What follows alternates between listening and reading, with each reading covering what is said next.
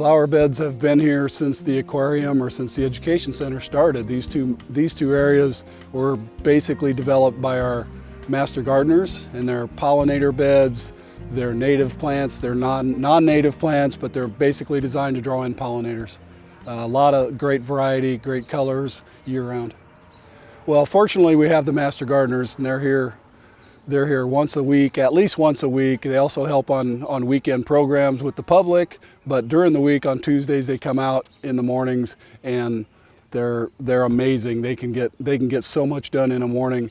They pull weeds, they plant flowers, they water, they mulch everything. They have all kinds of great suggestions on what we do with the plants, where we move stuff around, and how to keep it looking great to the public. It's a lot of team effort. There's a lot of weed pulling, a lot of mulching. Some of our group like doing certain tasks more than others, and it kind of works out that everything gets done and everybody's happy. This is a happy group of people to work with, and we just do our best as far as trying to keep some of the aggressive plants under control, and it's just a lot of fun, a lot of fun. Here at the Schramm Educational Center, we have multiple gardens that the Master Gardener group is in charge of.